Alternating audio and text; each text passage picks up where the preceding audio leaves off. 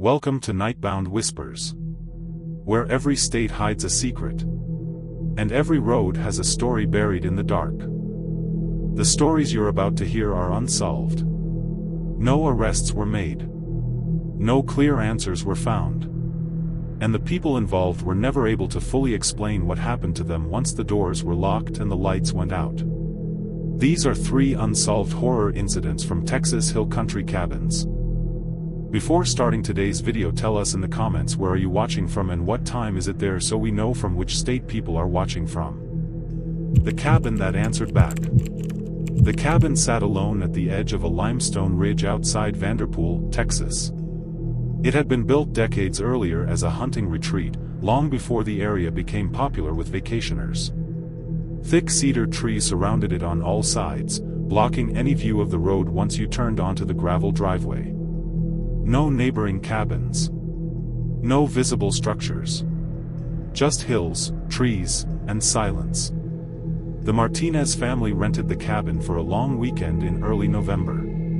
The listing advertised total privacy, a wood-burning stove, and uninterrupted hill country quiet.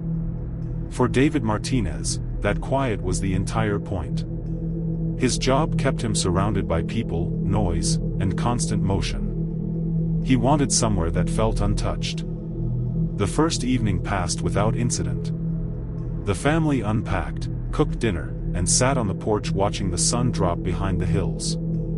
The air cooled quickly, and by nightfall, the only sounds were insects and wind moving through the trees. It wasn't until after midnight that anything felt wrong. David was still awake, sitting at the kitchen table, scrolling through his phone despite the lack of signal. His wife and 2 children were asleep in the back rooms. The cabin creaked occasionally, old wood shifting as the temperature dropped. Nothing unusual. Then the knocking started. It wasn't loud. Just 3 slow taps against the front door. David froze, listening. The knocks came again, identical in rhythm and force. Not hurried. Not aggressive. Just deliberate. He stood and approached the door, peering through the window. The porch light illuminated empty wooden boards and the surrounding trees. No movement. No shadows. He called out, asking who was there. A voice answered.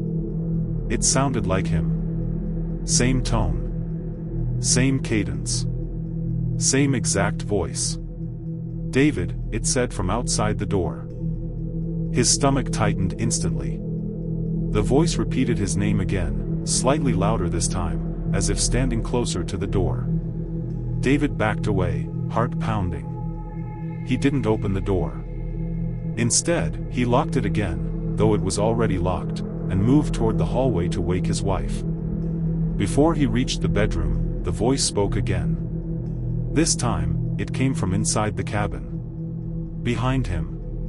He turned, expecting to see someone standing in the living room. There was no one there. The voice spoke again from the kitchen, then from the bathroom, then from the back bedroom, all perfectly imitating David's voice, calling his own name from different locations in the cabin. His wife woke up when she heard him shouting. The children followed, confused and frightened. When David tried to explain, the voice stopped completely. The rest of the night passed in silence. At sunrise, David inspected the cabin. No footprints outside. No signs of forced entry. No damage. Nothing out of place. They left that morning. 2 weeks later, the property owner reported that the cabin had burned down overnight. No cause was determined. The fire department listed it as undetermined origin. The case was closed. David never returned to the hill country again. The cabin with the missing hours. The cabin was located near Marble Falls, tucked into a shallow valley surrounded by oak and juniper trees.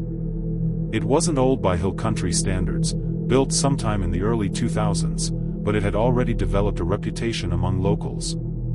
Not for hauntings or legends, but for something harder to explain. People who stayed there didn't complain about noises or shadows.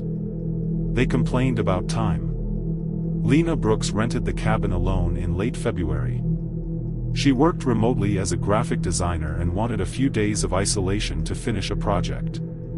The cabin advertised strong privacy, a backup generator, and full utilities. Cell service was limited, but that didn't bother her. She planned to work during the day and read at night. She arrived on a Thursday afternoon just before sunset.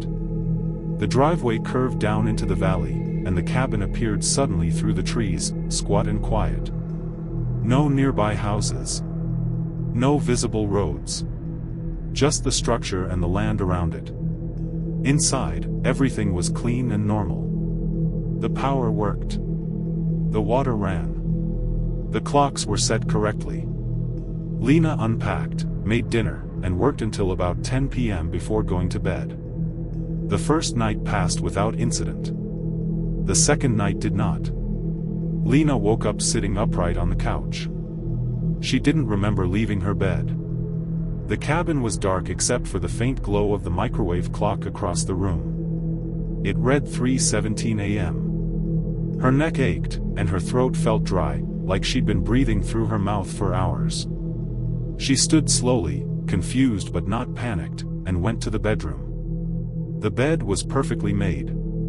Untouched. No signs she'd slept in it at all. She assumed she'd sleepwalked. Stress could do strange things, especially when routines changed. She made a note of it in her phone and went back to bed. The next morning, she noticed something else. Her work files had been edited overnight. Not corrupted. Not deleted. Adjusted. Changes had been made between 2 a.m. and 4 a.m., according to the file history. Subtle edits, alignment tweaks, color corrections, that she would normally make herself. But she had no memory of working during that time.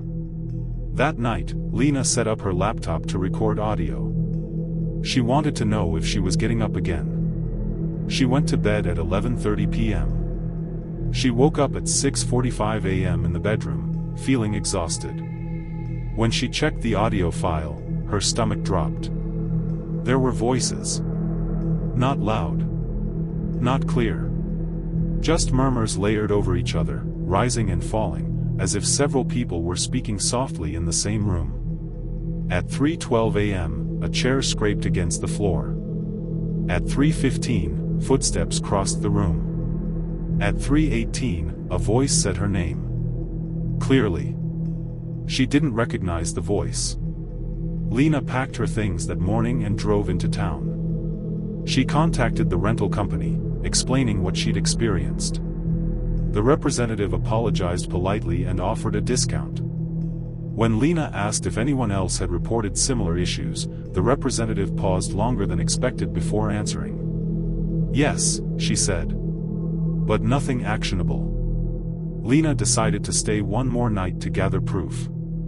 That decision would haunt her. She set up her phone camera in the living room, plugged into a power bank. She placed tape on the doors to see if they were opened. She wrote the current time on a piece of paper and placed it on the kitchen counter. She went to bed at 10:58 p.m. She woke up standing in the bathroom. The lights were off. The mirror was fogged, as if someone had taken a hot shower. Her phone buzzed in her pocket. A notification from her camera app. Recording stopped, storage full.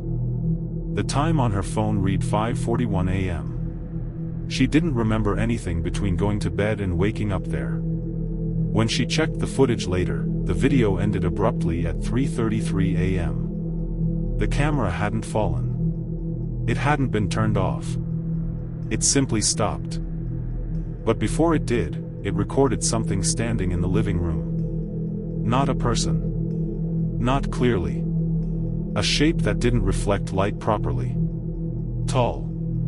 Motionless. Present for nearly 40 minutes, according to the timestamp, without moving at all. The tape on the doors was intact. The piece of paper on the counter now read 2:01 a.m. in her handwriting. Lena left immediately. She filed a police report, but nothing came of it. No signs of forced entry. No evidence of tampering. The footage was dismissed as lighting distortion and compression artifacts. The cabin remains listed. But locals say renters rarely stay the full booking. And no one can account for the missing hours. The cabin where the night never ended, Texas Hill Country.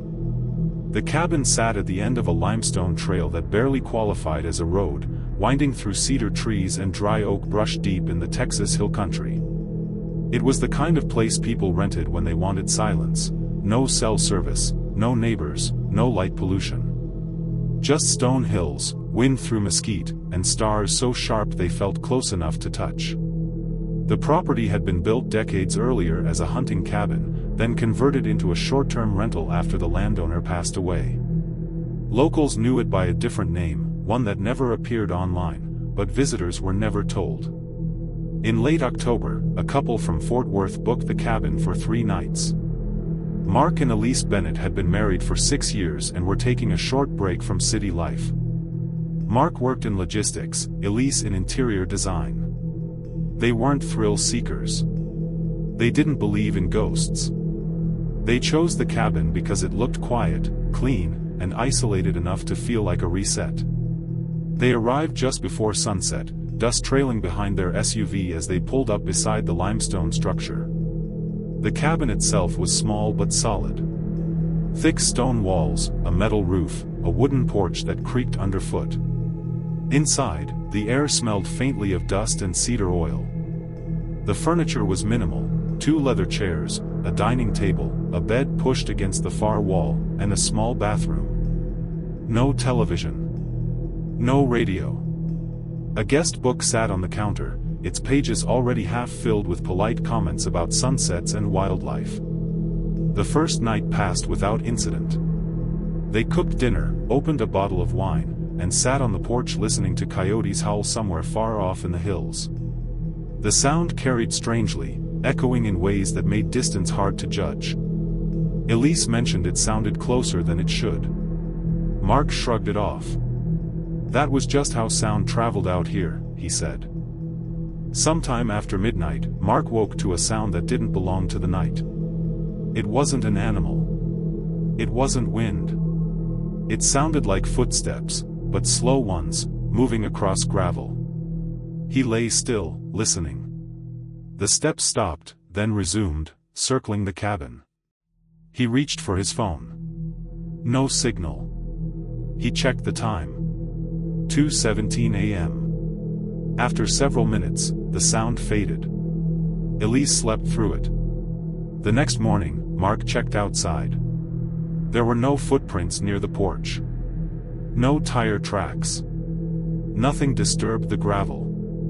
Elise laughed when he told her, suggesting it had been a deer or maybe armadillos. Mark didn't argue, but the sound hadn't matched any animal he knew. That afternoon, they hiked a short trail behind the cabin. About half a mile in, they noticed something odd, a line of stacked stones forming a crude marker. Not a cairn, something more deliberate. Elise took a photo, thinking it looked artistic. Mark felt uneasy but couldn't explain why. The trail ended abruptly near a dry creek bed, where the ground dropped into a shallow ravine. They turned back before sunset. That night, the sound returned. This time it wasn't footsteps. It was knocking. 3 slow knocks came from the cabin's outer wall, not the door. Stone on stone. The sound was deep and hollow, as if something heavy pressed against the wall from the outside. Elise sat up immediately, heart racing. Mark grabbed a flashlight and stepped onto the porch, scanning the darkness. Nothing moved beyond the beam. The hills were still. Too still. When they went back inside, the knocking stopped. Neither of them slept after that. On the 3rd day, Elise complained of headaches. She said the cabin felt wrong, like the air inside pressed against her ears. Mark suggested leaving early, but Elise insisted on staying one more night. They had paid for it, and daylight made everything seem manageable. They spent the afternoon inside, reading and avoiding the trails. As night fell, the temperature dropped quickly. The wind picked up, rattling the metal roof. Around 10:40 p.m., the lights flickered once, just once, before returning to normal. Elise stood near the window when she noticed movement beyond the tree line. A silhouette, tall and motionless, stood where the trail disappeared into the hills. Mark looked. The figure didn't move. It wasn't shaped like a person standing naturally. The proportions were wrong, too narrow, too elongated. When Mark stepped onto the porch and called out, the shape vanished instantly, not moving away but simply no longer there. They locked the door. Sometime after midnight, the cabin's interior temperature dropped sharply. Elise woke shivering, despite the heater running. Her breath fogged the air. Mark noticed something else. The sound outside had changed. It no longer circled the cabin. It was pacing directly beneath the bedroom window. Then came the voice. It sounded like Elise, calling Mark's name from outside. Mark froze. Elise was beside him, wide-eyed, gripping his arm. The voice repeated his name again, closer this time, strained and wrong, as if forced through a narrow throat. Mark shouted back, demanding whoever it was to leave. The voice stopped mid-word. Silence followed. At 3:12 a.m., the cabin's lights went out completely. The emergency lantern wouldn't turn on. Neither would their phones. The knocking returned, harder now, coming from different points around the cabin at once. Stone. Wood. Metal. Elise began to cry quietly, pressing her face into the mattress. Then everything stopped. When dawn came, the cabin door stood open. Mark was gone. Elise was found hours later by a maintenance worker who came to check why the cabin hadn't been vacated.